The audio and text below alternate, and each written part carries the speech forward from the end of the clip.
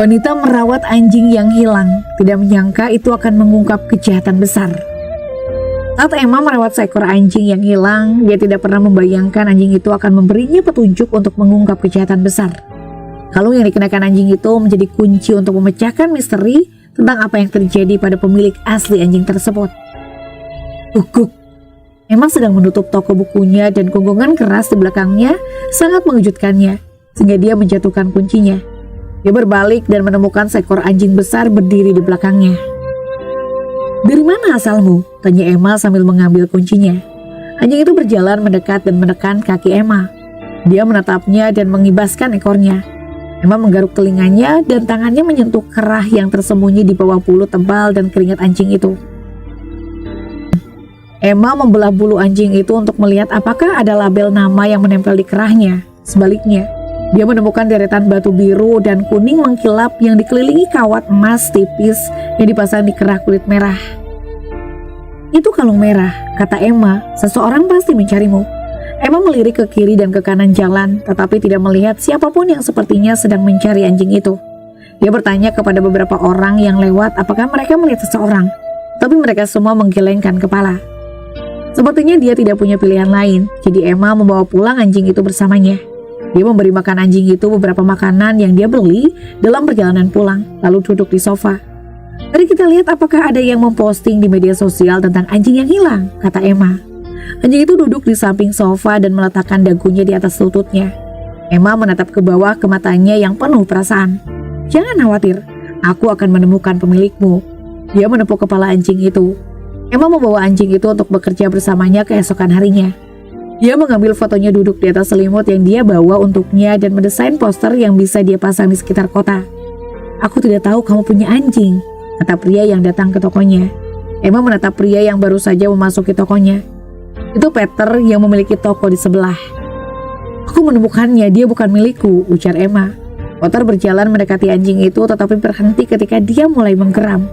"Ya, kuharap dia tidak menakut-nakuti pelangganmu dengan sikap itu," Peter mendengus. Kata-kata Peter membuat Emma khawatir.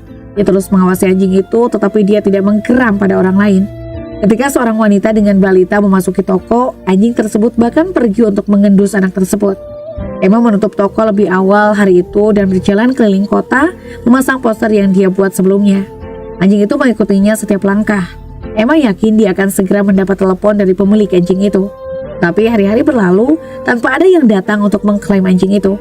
Pada suatu saat selama hari-hari itu, dia mulai memanggilnya Fluffy, yang sepertinya dia sukai. Dia akan mengibaskan ekornya dan berputar-putar setiap kali dia menyebut nama itu. "Mungkin itu namamu mulai sekarang," renung Emma sambil meringkuk di sofa bersama Fluffy untuk menonton TV. Fluffy menekankan hidungnya yang dingin ke pipinya, membuat Emma berteriak kaget. Dia kemudian mulai menjilatinya, dan Emma tertawa terbahak-bahak saat dia memeluk anjing besar yang ramah itu. Keesokan harinya, Emma dan Fluffy berada di toko bukunya ketika pintu terbuka dan Peter berlari masuk. Dia membawa salah satu poster yang dipasang Emma di tangannya. "Aku perlu melihat ke arah anjing itu," kata Peter. "Ini sangat penting." Dia melangkah ke arah Fluffy. Anjing itu melompat berdiri dan bibirnya melengkung ke belakang untuk menunjukkan deretan gigi putih yang tajam. "Tenang, Fluffy." Emma berjalan memutari mejanya dan mengaitkan jari-jarinya ke kerah Fluffy untuk menahannya saat dia menoleh ke Peter. "Apa katamu, Peter? Kamu perlu melihat kalungnya." Peter mengangguk, pandangannya tertuju pada anjing besar itu yang sekarang sedang menggeram padanya. Emma menenangkan Fluffy dengan beberapa usapan lembut dan membuka bulunya sehingga Peter bisa melihat kerahnya. Peter mencondongkan tubuh lebih dekat dan terkesiap keras. "Aku tahu itu adalah batu permata asli." "Apa?" Emma menurunkan pandangannya untuk menatap batu di kerah. "Kamu yakin itu bukan kaca?" "Aku pastikan ini asli," jawab Peter. "Dan jika batunya asli, maka saya bertaruh logamnya adalah emas asli. Siapa yang akan menaruh permata dan emas asli di kerah anjing?" Emma menggelengkan kepalanya dan membuka kerahnya. Dia mengulurkannya pada Peter. "Silakan periksa dengan benar. Aku tahu kamu seorang ahli, tapi kamu tidak mungkin benar tentang ini." Peter mengamati kerah itu selama beberapa saat lalu mengangguk. "Itu asli, Emma. Kamu tahu apa artinya ini, bukan?" Emma mengangkat bahu. "Pemilik Fluffy itu kaya." Peter menggelengkan kepalanya. "Tidak ada yang menghubungi kamu untuk mengklaim anjing itu, jadi itu artinya kamu jadi kaya." Emma mengambil kalung itu dari Peter dan menatapnya dengan kaget. Logam dan batu yang rumit semuanya berkilauan di bawah lampu. Dia memikirkan semua waktu yang dia habiskan di toko dan berharap dia mampu mempekerjakan seseorang sehingga dia bisa mengambil cuti. Kemudian dia menatap Fluffy yang menekan kakinya dan menatapnya dengan cinta murni yang hanya mampu dilakukan oleh seekor anjing. Dia tidak mengerti mengapa tidak ada yang datang untuk mengklaimnya. Tetapi jika dia akan mempertahankannya, maka rasanya tidak benar untuk menjual kerahnya. Apa yang sedang kamu lakukan? Peter bertanya ketika dia memasang kembali kalung itu di leher Fluffy. Biarkan aku menyimpannya untuk menjual permata dan emasnya. Emma menggelengkan kepalanya. Siapapun pemilik Fluffy awalnya memberinya kerah itu sebagai simbol betapa mereka mencintainya. Aku tidak tahu apa yang mungkin terjadi pada mereka, tapi aku tidak berhak mengambilnya dari Fluffy. Dia anjing. Permata dan emas tidak ada artinya baginya, teriak Peter. Tapi ini bukan tentang permatanya, Peter. Ini tentang cinta seseorang pada anjingnya dan cinta anjing pada mereka. Kamu konyol. Peter menerjang ke depan untuk mencengkram leher Fluffy. Tetapi anjing itu menjentikan jarinya. Ya, walau begitu kamu bisa meninggalkan kami berdua untuk menjadi konyol. Emma tersenyum pada Peter. Aku menghargai kamu ingin membantuku, tapi aku telah membuat keputusan sendiri. Peter meninggalkan toko dengan cemberut. Emma kembali ke mejanya dan Fluffy meringkuk di kakinya. Aku berharap bisa menemukan orang yang sangat mencintaimu untuk memberimu hadiah yang berharga itu, kata Emma sambil mengusap perut Fluffy. Anjing itu menghela nafas panjang dan menutup matanya.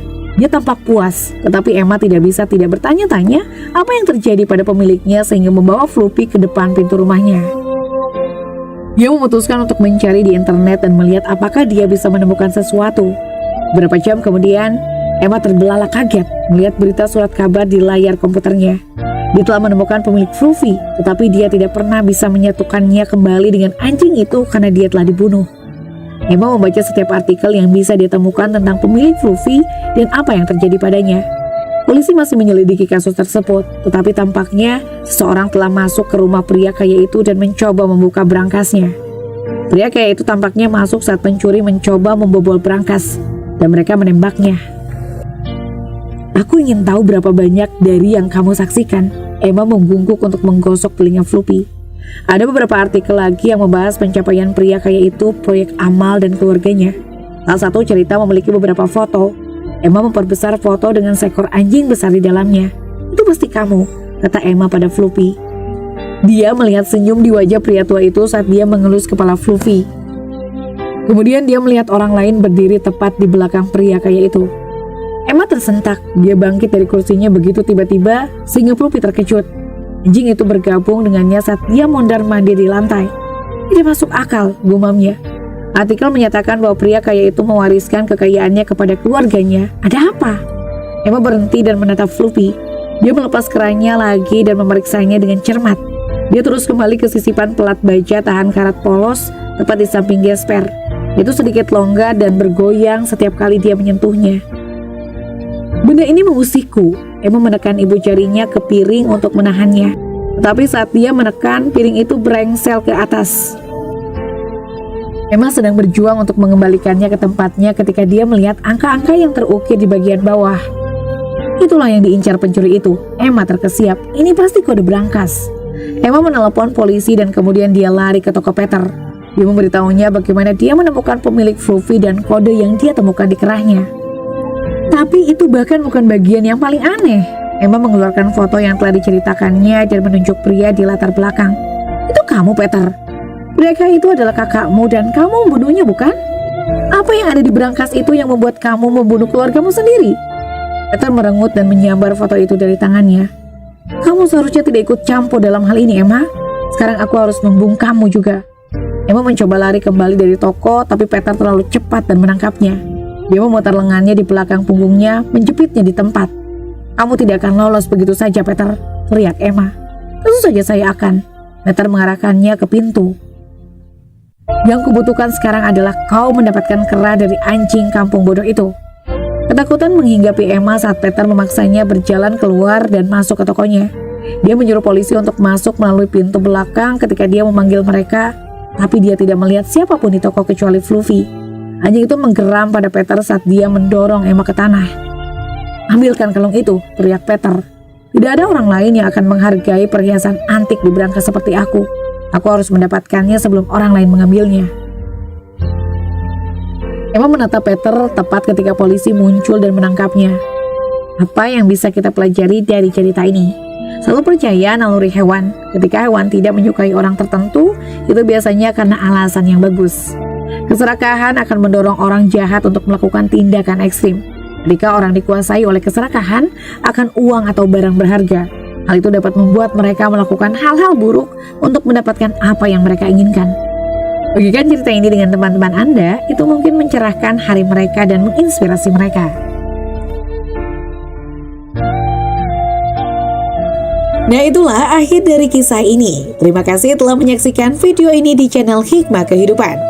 Jika kalian menemukan nilai dan inspirasi dalam konten kami, jangan ragu untuk subscribe, like, dan aktifkan notifikasi agar kalian tetap terhubung dengan kami. Bersama-sama mari kita terus mengeksplorasi keindahan kehidupan dan menginspirasi satu sama lain. Sampai jumpa di video berikutnya. Salam bijak dan penuh hikmah. Wassalamualaikum warahmatullahi wabarakatuh.